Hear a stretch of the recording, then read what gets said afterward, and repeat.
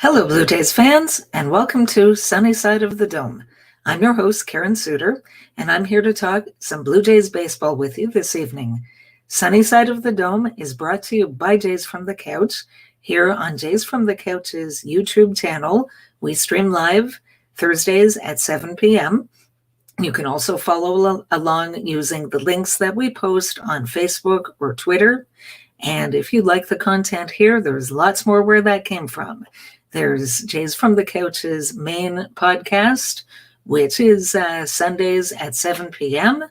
And there's also another show. I was going to say a new show, but it's been out for a few episodes now. The Unfeck Circle, that's Tuesdays at 7 p.m., hosted by Steve Feck. Steve is a really interesting guy. He'll make you think, he'll inform, he'll entertain. Very worth watching. So if you haven't been tuning in, make sure you do that. And now, to talk some Blue Jays baseball. So, spring training has started. It's exciting. There's pictures on social media. If you tune into the sports news channels on TV or radio, I'm sure you're hearing and seeing lots of what's going on. Pitchers and catchers have officially reported. Position players are a couple of days away, but they typically start trickling in. So it's just about to get revved up and started for another year. If you're a baseball fan, which I am, and I assume most or all of you are, that it's lots of fun this time of year. So there's things going on. We've talked the last couple of weeks about trying to improve the pitching staff. Tonight, I'm not going to talk a lot about the pitching staff. One free agent pitcher that was rumored to possibly, maybe the Jays might have had some interest in, was James Paxton, who has been a very good pitcher prior to 2020 when he was injured. He also happens to be Canadian, but being Canadian doesn't get you any extra outs. Anyway, James Paxton found himself a home. He signed a one-year deal with the Seattle Mariners, and all the best of luck to him with them. For the Jays, another one bites the dust. Now, interestingly enough, we heard after the fact that, well, the Jays had some interest in him, and he, according to Paxton himself, had some interest in them. They never actually made an offer to him, and I wonder what that's all about. He did have a pitching showcase not all that long ago, and the reviews were mixed. So it could be that the Jays didn't really like what they saw in him, and they weren't that convinced that he could actually help them above and beyond the pitching that they've got in-house. So if that's why they chose not to make an offer, we'll see. Hopefully for him, he'll do well, but maybe it won't turn out that way. So that's that. And another bit of news that was announced unofficially yesterday, and then today it became official, is that the Blue Jays will not start the 2021 regular season playing their home games in Toronto. Really can't be much of a surprise to anyone, I don't think, with the current situation with the COVID-19 virus. I mean, there's still cases, unfortunately, far too many cases in both Canada and the United States. Vaccines are out, thank goodness, but it's taking time to administer them. That the Canada-US border is still closed, and I don't think it would have been realistic for come April 1st, them to be able to play, or early April for them to be able to play in Toronto. Unfortunately, it would have been nice, but that was never going to happen. So at least for the first two homestands of the 2021 regular season, which takes us into early May, home will be in Dunedin, Florida.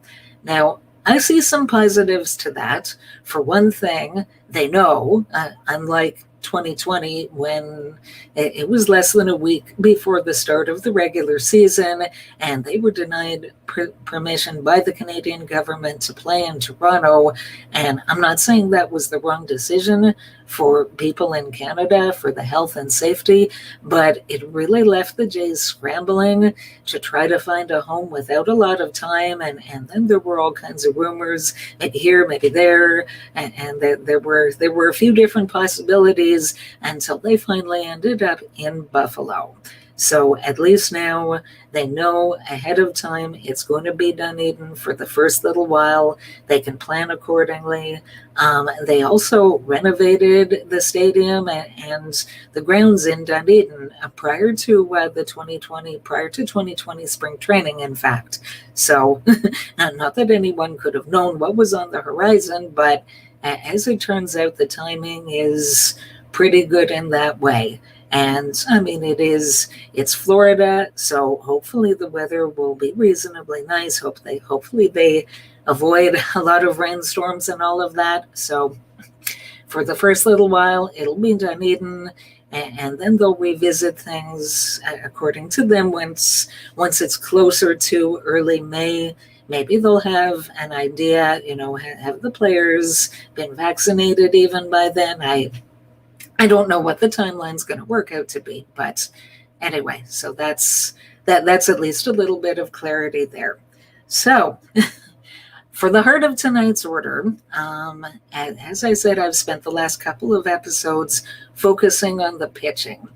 I want to shift a little bit. Yes, I'm still hoping, as I'm sure a lot of you are, that they'll do something and upgrade the rotation, that they'll at least manage to acquire one solid, proven MLB starting pitcher to go with who they've already got in-house.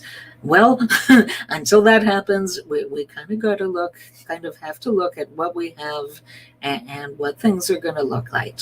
So for tonight, I want to shift my attention to the Blue Jays infield. Now, strictly speaking, the catching position is part of the infield, but I'm not dealing with catching tonight. Anyway, that's kind of a whole other topic. For today, I'm looking at first base, second base, third base, and shortstop. So, going back a couple of years, actually to September of 2018, Rowdy Tellez made his MLB debut. He was a September call-up, and he hit like a house on fire. He had a slugging percentage of .614 in 2018, and a lot of fans were very excited. And of course, you can't put too much stock in September numbers, but can always hope that if he regressed, that it wouldn't be all that seriously. So we'd heard about Rowdy Tellez for at least a couple of years, and here he was in MLB. So was he the first baseman of the future? Then in 2019, a few other Blue Jays, highly rated Blue Jays prospects were called up at different times. There was Vladimir Guerrero Jr. playing third base, Kevin Biggio playing second base, and much later, and partly due to an injury, unfortunately, that sidelined a bit of his season, shortstop Bo Bichette. So by later in the 2019 season, all four of them were in MLB. Hi, Matt. Who gets more time at third base? Biggio, Simeone, Vlad, or Guerrero? That's a really good question, and thank you for the question. And I'm great. And how are you doing? I hope you're doing well. Yeah. So, and to your question, I think, and I'll go into more detail about all of this. Of the four of them, I'm going to say Biggio, and I'll get back to in detail why I think that's the case. But yeah, that's what I see them doing, not necessarily what I think they should do, but what I believe will end up happening. So 2019, maybe they had their starting infield of the future. Maybe they thought they did. Maybe some fans thought that they did, with Tellez at first, Guerrero playing third, Biggio at second, and Bo Bichette playing short. Well, as is usually the case with young players, it's not always a smooth ride. things can emerge, and one challenge that emerged, unfortunately, was Vladimir Guerrero's defense as a third baseman. So, and we'd heard even in the minors that he was very, I mean, the bat is why he was a number one prospect for as long as he was, and the absolutely insane hype that there was around this young man. And when he finally got called up to Major League Baseball, it was pretty crazy. And I'll be very honest, even before he ever set foot on an MLB field as a player, I thought the hype was too much. It's not that I didn't think he had the talent to live up to it. I was really afraid that it would all backfire and that there would just be too much pressure on him to live up to these insane expectations. In any event, everybody knew that he had the talent to hit. The question, one of the big questions was, could he at least play an adequate third base, decent enough that he wasn't losing games for the team because of his glove? Well, in 2019, unfortunately, the picture was not pretty. If you follow the defensive stat, outs above average, so looking through 2019 at all infielders across Major League Baseball with enough plays and enough attempts to be a qualifier, Vladimir Guerrero Jr. had minus 16 outs above average. That was dead last among MLB infielders. Clearly, that was not going to be the solution long term. And it was really just a question of, do they give him more time there? Can he work it out? Can he improve? And I mean, when you think 2020 originally was only supposed to be the second year of a rebuild, they really weren't expected to be contenders in 2020. And somewhat unexpectedly, they did make the playoffs, partly with the assistance and addition of extra playoff spots, that 8 teams in each league instead of 5 made the playoffs, and the Jays were the number 8 seed in 2020. So great for them is what it is, as they say. So yes, Vlad, what were they going to do about his defense? Well, in 2020, they had him playing first base, sharing the time actually with Rowdy Tellez between that first base and DH. And I mean, he wasn't great as a first baseman either, using the outs above average tool. I mean, he wasn't nearly as bad as he had been at third base. He was a minus 2. And to be fair to the young man, he had really never played first base at all, and he was learning on the fly in the middle of an MLB regular season for a team that unexpectedly was contending. So the eyeball test, without any disrespect to Vlad, and I'm a huge Vlad fan, the eyeball test, I was actually a little surprised that it was as good as minus 2. I was expecting a little bit worse. But anyway, so that's what it was in 2020. So in the off season, as most or all of you have probably heard and seen, Vlad really rededicated himself to his physical conditioning. And as a part of that there have been pictures of him, and he's lost quite a bit of weight. He looks really good. He looks to be in terrific shape. And apparently, according to him, he really wants another chance to play third base. I mean, he's not that young. He's still in his early 20s. And he wanted the Jays to give him another chance to show that he could do it, and that his defense would be better and he could stick there. Okay, fair enough. He actually played some winter ball in the Dominican Winter League. And I found a way, with the help of 1 or 2 people that I follow and interact with on Twitter, I found a way to subscribe to the season so that I could watch live games. And my sole reason for doing so is I wanted to see Vladimir Guerrero Jr. play third base and to see if he could be at least an adequate defensive third baseman. He started off, he made 1 or 2 nice plays in a couple of games. I think he played a total of 9 or 10 games at third base, and he made 4 errors. that error rate. Should he continue that over an MLB regular season, that's just not going to cut it. And as much as this guy could be the future and the face of this franchise, it's not fair. It's not fair to the team for him to be giving away games with his glove. So things don't look good in that way. I mean, that's all I can really say. And so getting back to present day, so put that on hold for just a moment. So what do? You've kind of got a hole at third base, and there was maybe some hope that in the offseason the Jays might go out, possibly by free agency, more as the possibility of a trade. There were a couple of interesting names out there that maybe they could have traded for that are actual third baseman. So far that hasn't happened. So what do you do there? So enter free agent Marcus Simeone. The Blue Jays signed Simeone to a 1-year, $18 million contract. Great. Welcome to the Jays. Simeone, he's a veteran. Now, for the past several years, he's played exclusively shortstop. The last time he played any defensive position other than shortstop was 2014, so you have to go back a ways. For now, the Blue Jays still have Bo Bichette playing shortstop. They could ask him to move off of shortstop, and there's been discussion about that previously, and essentially he has said that he'd be willing to move.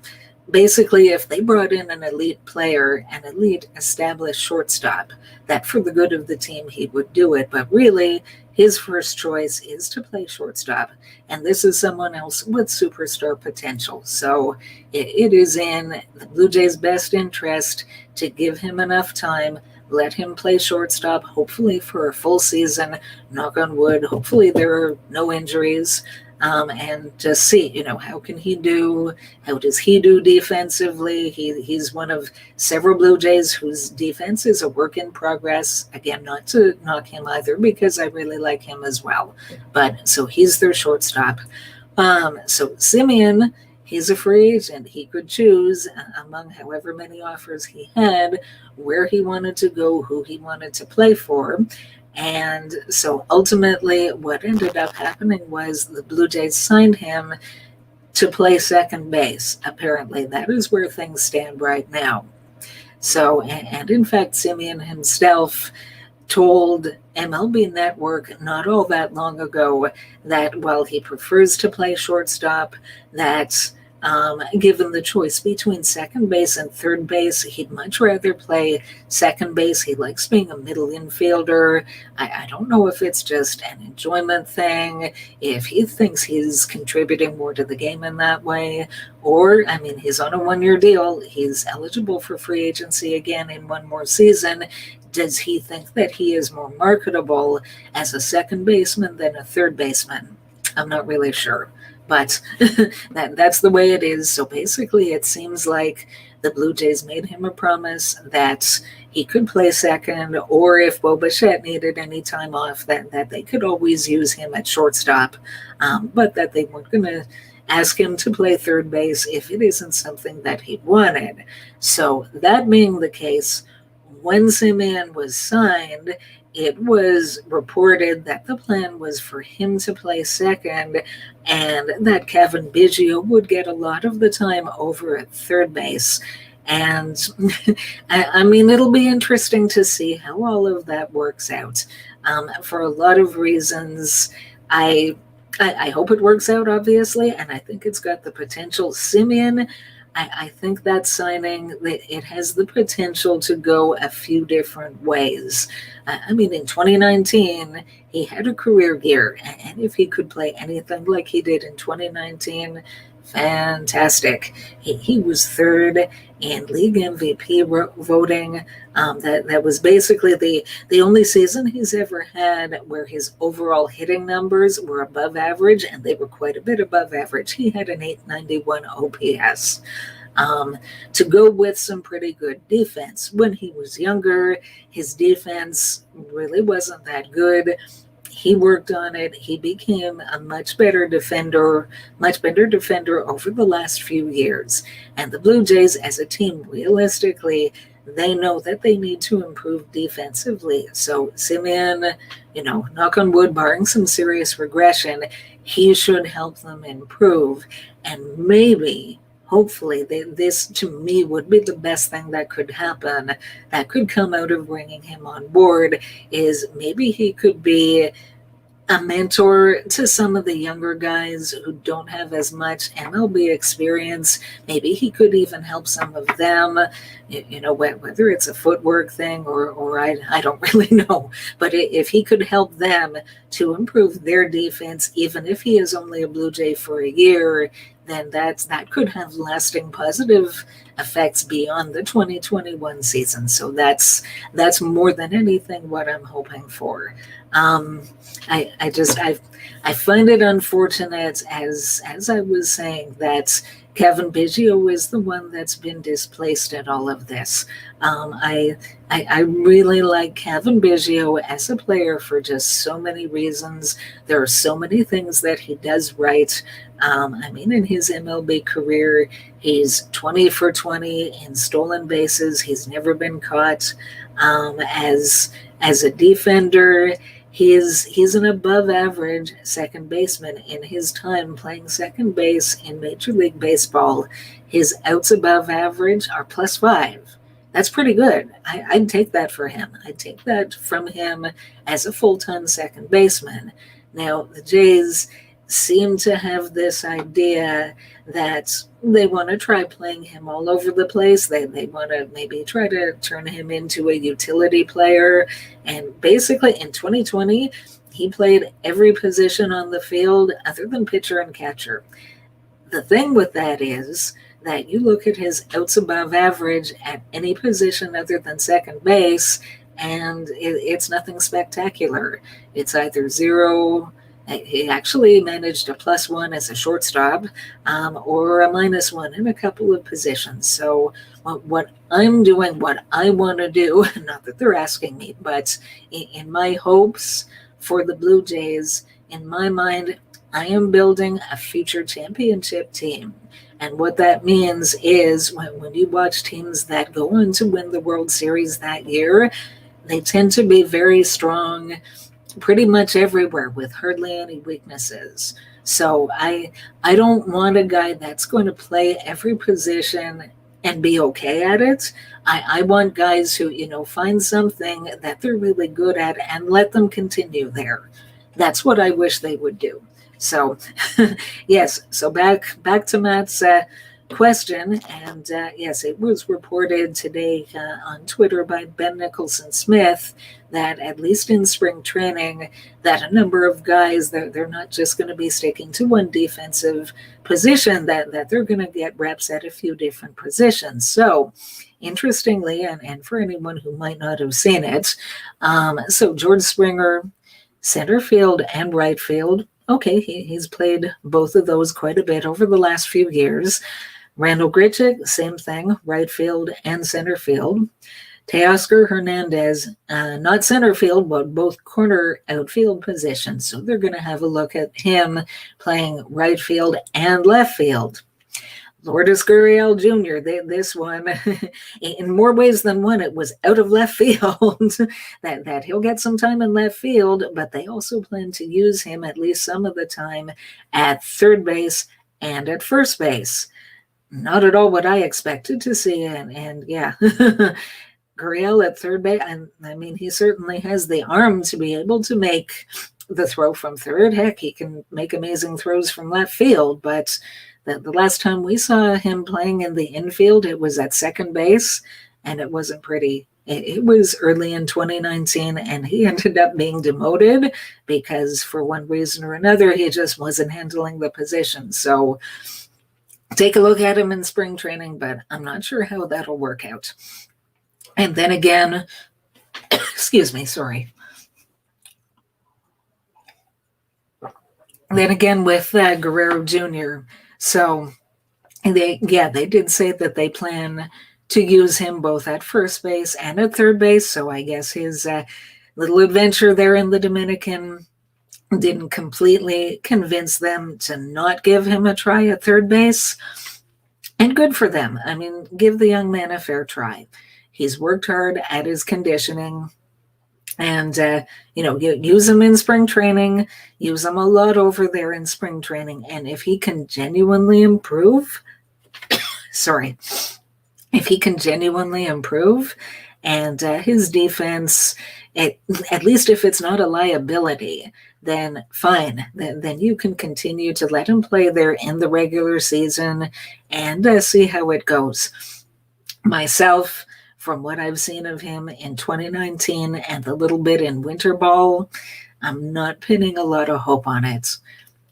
I really hope I'm wrong, because that could solve a lot of problems for the team more than anything. But so, and then as far as Simeone, yes, apparently the plan is to use him at shortstop and second base. Myself, if it were up to me and signing him, I really wish that they were going to use him at third base rather than second base, but he was a free agent, and they had to do something to get him in here, and you certainly don't want to be going around making a bunch of promises to players and then not keeping them, or at least doing your best to keep them, because that just doesn't give the club a good reputation. So yeah, I think more than anything that you're going to see Kevin Biggio with the majority of the time at third base, and I think that's kind of unfortunate, but hey, I mean, he's an above-average defensive second baseman according to the numbers. Maybe he could become an above-average defensive third baseman. He didn't have a lot of reps at any one position other than second base, so maybe it's just a question of time and practice. I don't know, but anyway, it's a very interesting situation to keep an eye on and see how it all develops. And on that note, we're almost out of time, which brings me to Through Blue Jay Colored Glasses. So for this evening's take, I might as well stick to the theme of the infield, and I'm going to go back to Vladimir Guerrero Jr. So we all heard about the insane offensive potential. We've seen it in spurts. We saw him in the home run derby in 2019 with 91 home runs. And we all he needs the team, and the fans all need to see some consistency from him. I remember going back roughly a year or so, seeing an interview and reading about an interview by pitcher Gerrit Cole. Now, Gerrit Cole, he signed that big deal with the Yankees. Prior to that, he played for the Houston Astros for 2 years, and before that, he was with the Pittsburgh Pirates.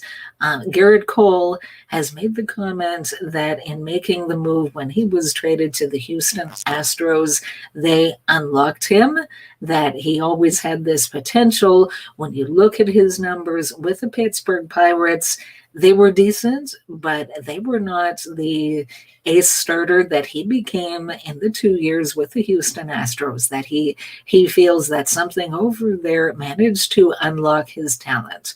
Well, I believe in 2021, we're going to see Vladimir Guerrero Jr. unlocked.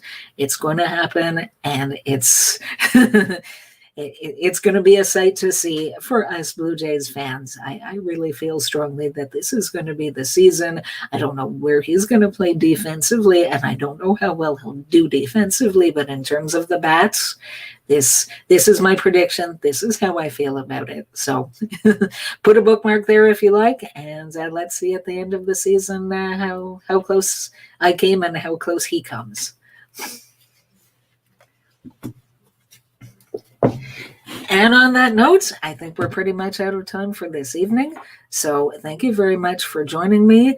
Let's go Blue Jays, and I'll see you again next week.